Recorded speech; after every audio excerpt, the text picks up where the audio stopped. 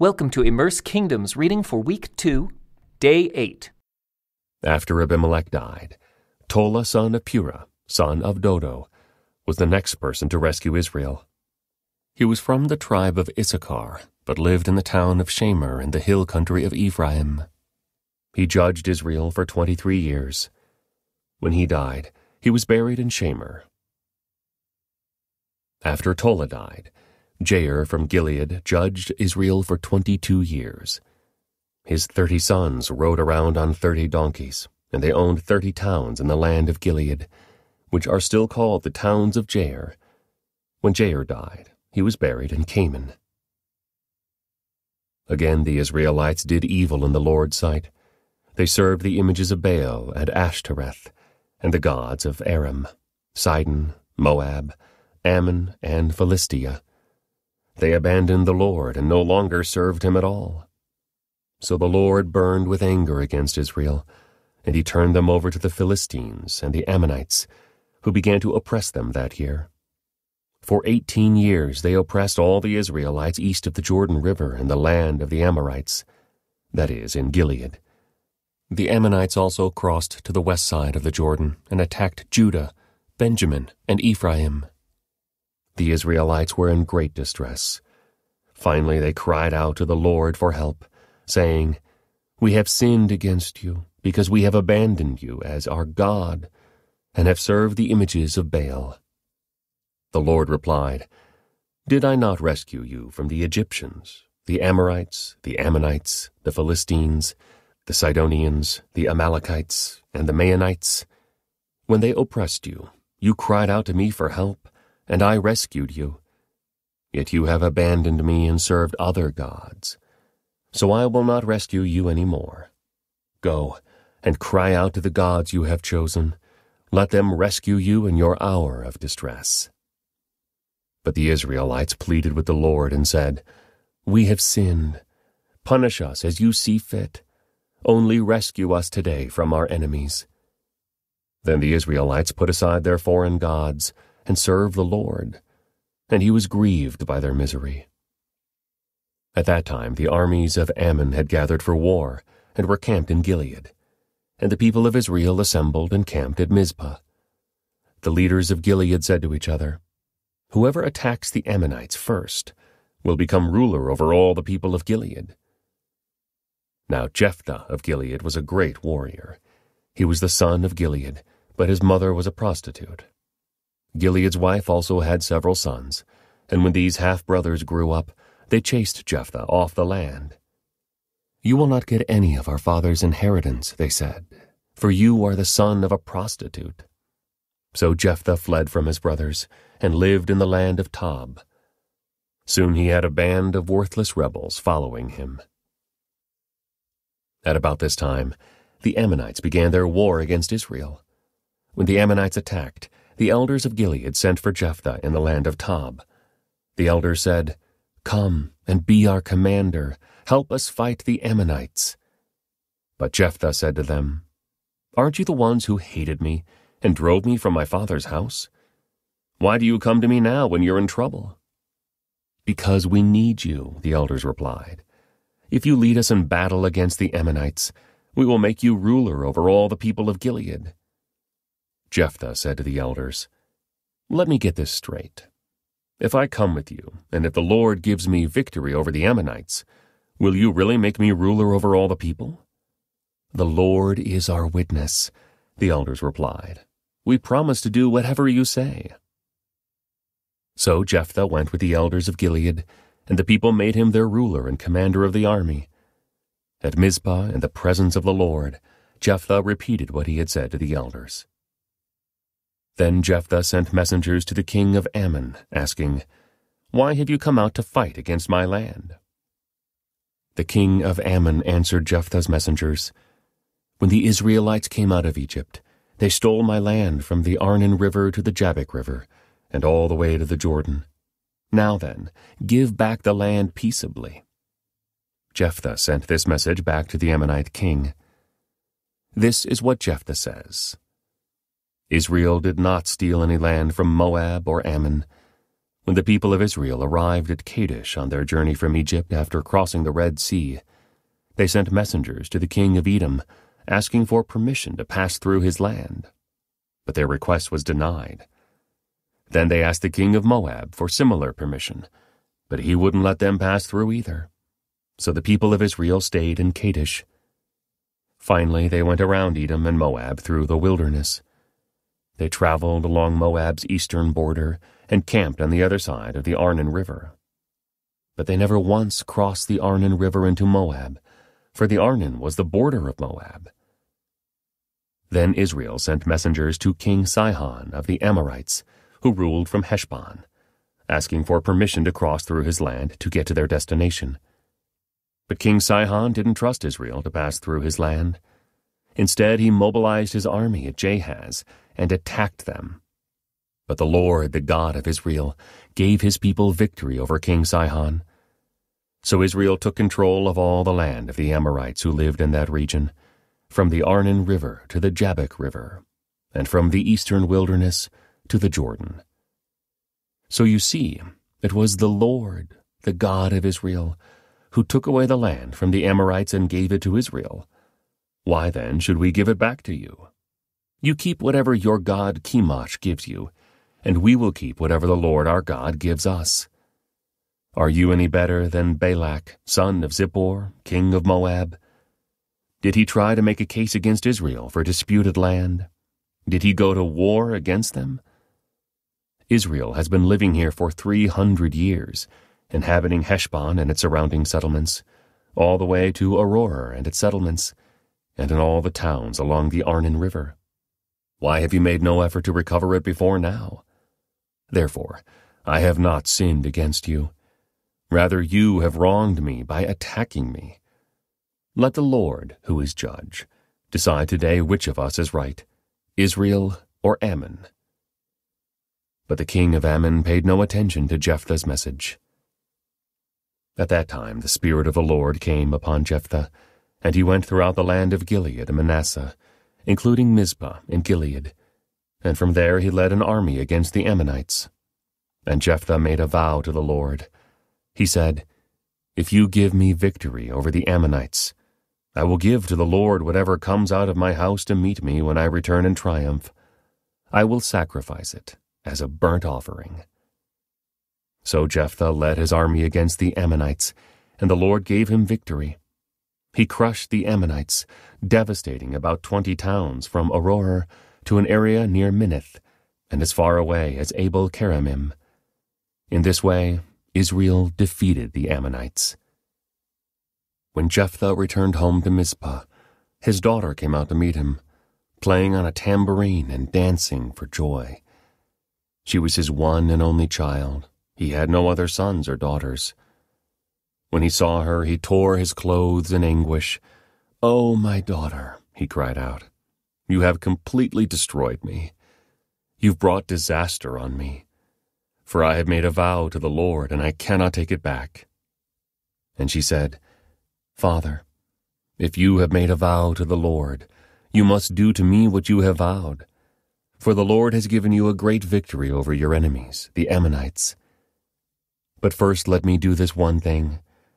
Let me go up and roam in the hills and weep with my friends for 2 months, because I will die a virgin." "You may go," Jephthah said. And he sent her away for 2 months.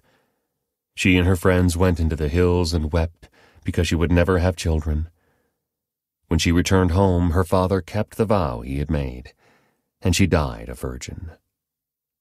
So it has become a custom in Israel for young Israelite women to go away for 4 days each year to lament the fate of Jephthah's daughter.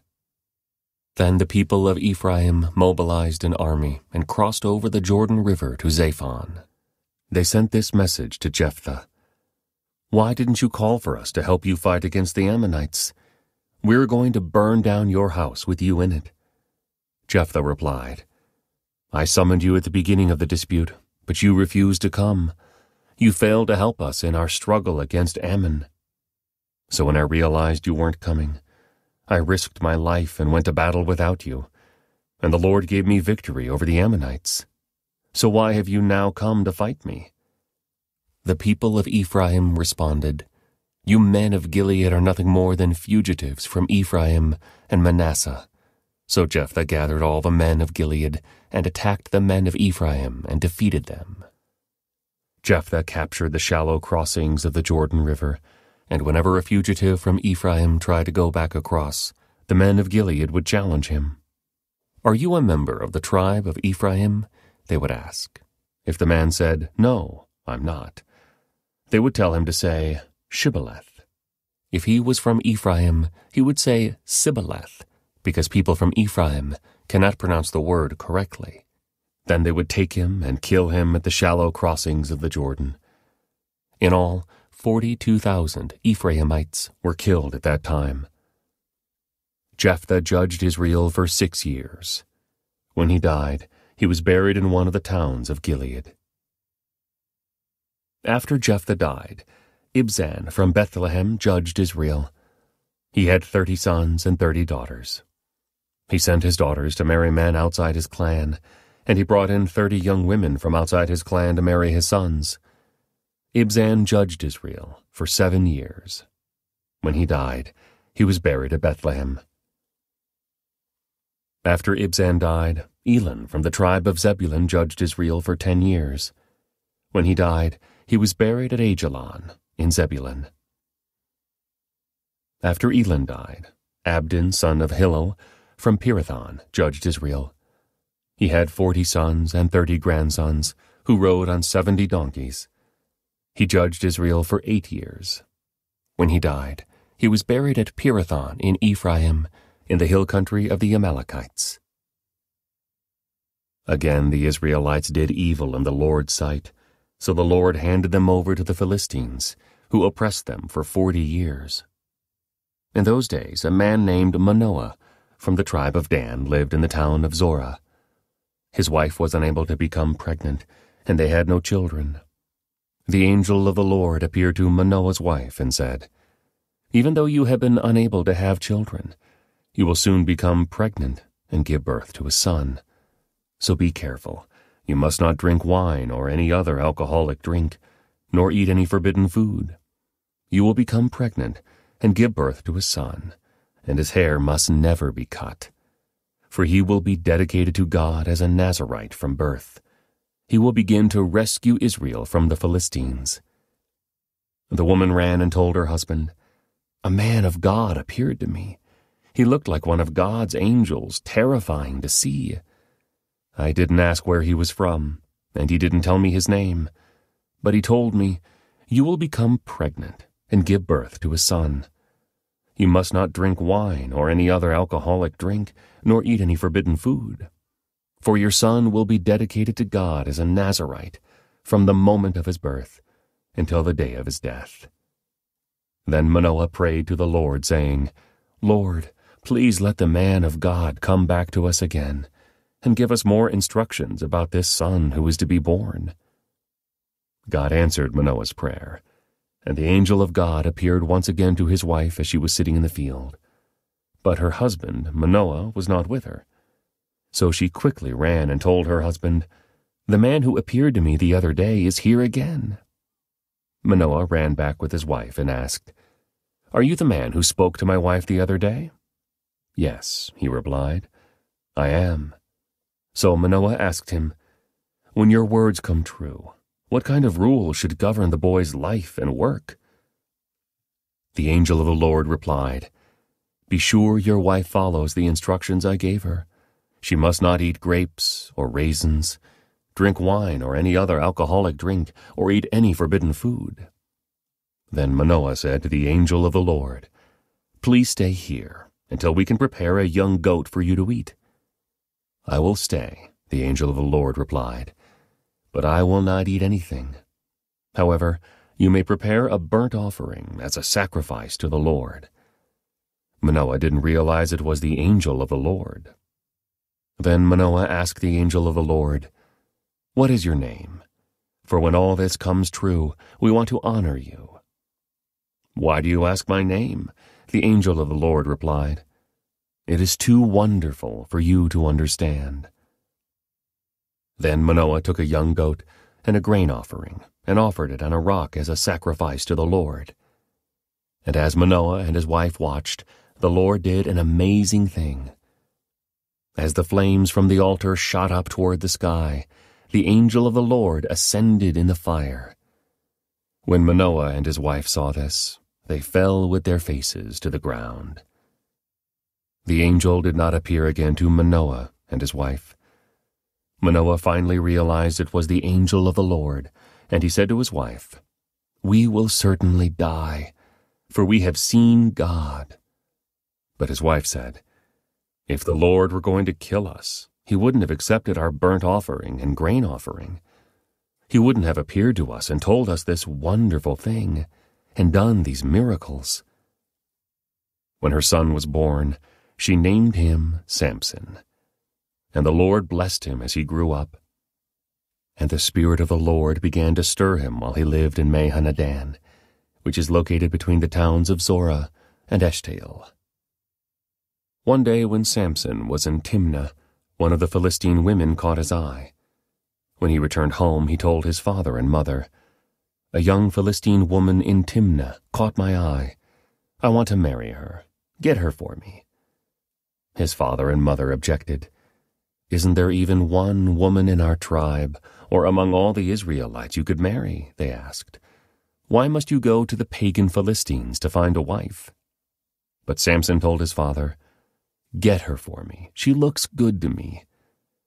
His father and mother didn't realize the Lord was at work in this, creating an opportunity to work against the Philistines, who ruled over Israel at that time. As Samson and his parents were going down to Timnah, a young lion suddenly attacked Samson near the vineyards of Timnah. At that moment the Spirit of the Lord came powerfully upon him, and he ripped the lion's jaws apart with his bare hands. He did it as easily as if it were a young goat.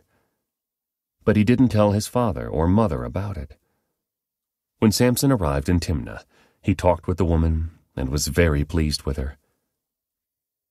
Later, when he returned to Timnah for the wedding, he turned off the path to look at the carcass of the lion, and he found that a swarm of bees had made some honey in the carcass. He scooped some of the honey into his hands and ate it along the way. He also gave some to his father and mother, and they ate it, but he didn't tell them he had taken the honey from the carcass of the lion. As his father was making final arrangements for the marriage, Samson threw a party at Timnah, as was the custom for elite young men. When the bride's parents saw him, they selected 30 young men from the town to be his companions. Samson said to them, "Let me tell you a riddle. If you solve my riddle during these 7 days of the celebration, I will give you 30 fine linen robes and 30 sets of festive clothing. But if you can't solve it, then you must give me 30 fine linen robes and 30 sets of festive clothing." "All right," they agreed. "Let's hear your riddle." So he said, "Out of the one who eats came something to eat. Out of the strong came something sweet." 3 days later, they were still trying to figure it out. On the 4th day, they said to Samson's wife, "Entice your husband to explain the riddle for us, or we will burn down your father's house with you in it. Did you invite us to this party just to make us poor?" So Samson's wife came to him in tears and said, "You don't love me. You hate me. You have given my people a riddle, but you haven't told me the answer." "I haven't even given the answer to my father or mother," he replied. "Why should I tell you?" So she cried whenever she was with him, and kept it up for the rest of the celebration. At last, on the 7th day, he told her the answer, because she was tormenting him with her nagging. Then she explained the riddle to the young men. So before sunset of the 7th day, the men of the town came to Samson with their answer. "What is sweeter than honey? What is stronger than a lion?" Samson replied, "If you hadn't plowed with my heifer, you wouldn't have solved my riddle." Then the Spirit of the Lord came powerfully upon him. He went down to the town of Ashkelon, killed 30 men, took their belongings, and gave their clothing to the men who had solved his riddle. But Samson was furious about what had happened, and he went back home to live with his father and mother. So his wife was given in marriage to the man who had been Samson's best man at the wedding. Later on, during the wheat harvest, Samson took a young goat as a present to his wife. He said, "I'm going into my wife's room to sleep with her." But her father wouldn't let him in. "I truly thought you must hate her," her father explained. "So I gave her in marriage to your best man. But look, her younger sister is even more beautiful than she is. Marry her instead." Samson said, "This time I cannot be blamed for everything I am going to do to you Philistines." Then he went out and caught 300 foxes. He tied their tails together in pairs, and he fastened a torch to each pair of tails. Then he lit the torches and let the foxes run through the grain fields of the Philistines. He burned all their grain to the ground, including the sheaves and the uncut grain. He also destroyed their vineyards and olive groves. "Who did this?" the Philistines demanded. "Samson," was the reply, "because his father-in-law from Timnah gave Samson's wife to be married to his best man." So the Philistines went and got the woman and her father and burned them to death. "Because you did this," Samson vowed, "I won't rest until I take my revenge on you." So he attacked the Philistines with great fury and killed many of them. Then he went to live in a cave in the rock of Etam. The Philistines retaliated by setting up camp in Judah and spreading out near the town of Lehi. The men of Judah asked the Philistines, "Why are you attacking us?" The Philistines replied, "We've come to capture Samson. We've come to pay him back for what he did to us." So 3,000 men of Judah went down to get Samson at the cave in the rock of Etam. They said to Samson, "Don't you realize the Philistines rule over us? What are you doing to us?" But Samson replied, "I only did to them what they did to me." But the men of Judah told him, "We have come to tie you up and hand you over to the Philistines." "All right," Samson said, "but promise that you won't kill me yourselves." "We will only tie you up and hand you over to the Philistines," they replied. "We won't kill you." So they tied him up with 2 new ropes and brought him up from the rock. As Samson arrived at Lehi, the Philistines came shouting in triumph. But the Spirit of the Lord came powerfully upon Samson, and he snapped the ropes on his arms as if they were burnt strands of flax, and they fell from his wrists. Then he found the jawbone of a recently killed donkey. He picked it up and killed 1,000 Philistines with it. Then Samson said, "With the jawbone of a donkey, I've piled them in heaps. With the jawbone of a donkey, I've killed 1,000 men." When he finished his boasting, he threw away the jawbone, and the place was named Jawbone Hill. Samson was now very thirsty, and he cried out to the Lord, "You have accomplished this great victory by the strength of your servant. Must I now die of thirst and fall into the hands of these pagans?" So God caused water to gush out of a hollow in the ground at Lehi, and Samson was revived as he drank. Then he named that place the Spring of the One Who Cried Out, and it is still in Lehi to this day. Samson judged Israel for 20 years, during the period when the Philistines dominated the land. One day Samson went to the Philistine town of Gaza and spent the night with a prostitute. Word soon spread that Samson was there, so the men of Gaza gathered together and waited all night at the town gates. They kept quiet during the night, saying to themselves, "When the light of morning comes, we will kill him." But Samson stayed in bed only until midnight. Then he got up, took hold of the doors of the town gate, including the 2 posts, and lifted them up, bar and all. He put them on his shoulders and carried them all the way to the top of the hill across from Hebron. Sometime later, Samson fell in love with a woman named Delilah, who lived in the valley of Sorek. The rulers of the Philistines went to her and said, "Entice Samson to tell you what makes him so strong, and how he can be overpowered and tied up securely. Then each of us will give you 1,100 pieces of silver." So Delilah said to Samson, "Please tell me what makes you so strong, and what it would take to tie you up securely." Samson replied, "If I were tied up with 7 new bowstrings that have not yet been dried, I would become as weak as anyone else." So the Philistine rulers brought Delilah 7 new bowstrings, and she tied Samson up with them.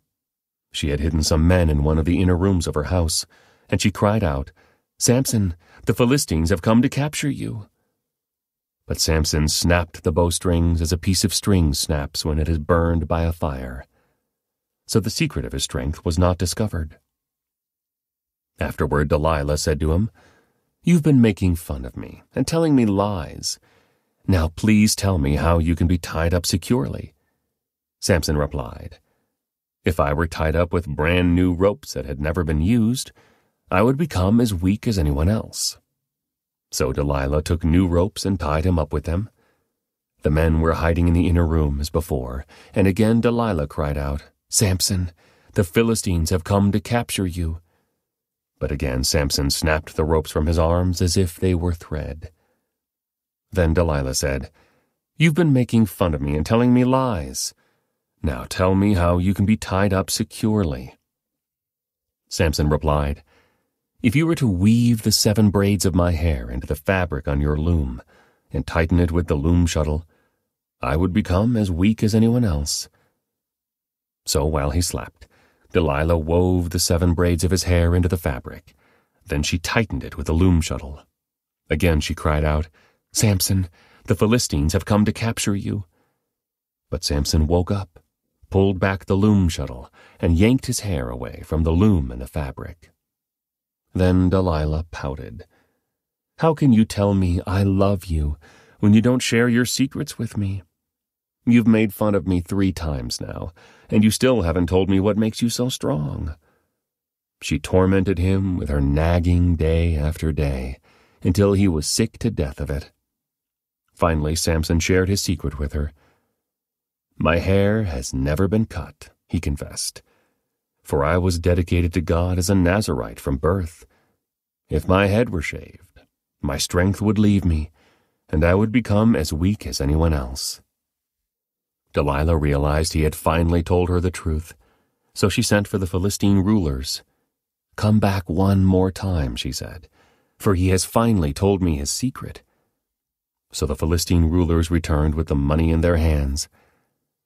Delilah lulled Samson to sleep with his head in her lap, and then she called in a man to shave off the 7 locks of his hair. In this way she began to bring him down, and his strength left him. Then she cried out, "Samson, the Philistines have come to capture you." When he woke up, he thought, "I will do as before and shake myself free." But he didn't realize the Lord had left him. So the Philistines captured him and gouged out his eyes. They took him to Gaza, where he was bound with bronze chains and forced to grind grain in the prison. But before long, his hair began to grow back. The Philistine rulers held a great festival, offering sacrifices and praising their god, Dagon.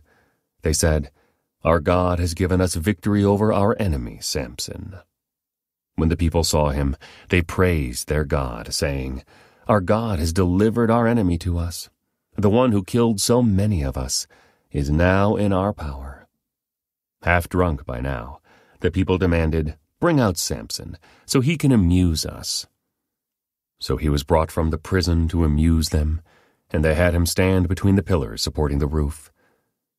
Samson said to the young servant who was leading him by the hand, "Place my hands against the pillars that hold up the temple. I want to rest against them." Now the temple was completely filled with people. All the Philistine rulers were there, and there were about 3,000 men and women on the roof who were watching as Samson amused them. Then Samson prayed to the Lord, "Sovereign Lord, remember me again. O God, please strengthen me just one more time. With one blow, let me pay back the Philistines for the loss of my 2 eyes." Then Samson put his hands on the 2 center pillars that held up the temple. Pushing against them with both hands, he prayed, "Let me die with the Philistines." And the temple crashed down on the Philistine rulers and all the people. So he killed more people when he died than he had during his entire lifetime. Later, his brothers and other relatives went down to get his body. They took him back home and buried him between Zorah and Eshtaol, where his father Manoah was buried. Samson had judged Israel for 20 years. This concludes today's Immerse reading experience. Thank you for joining us.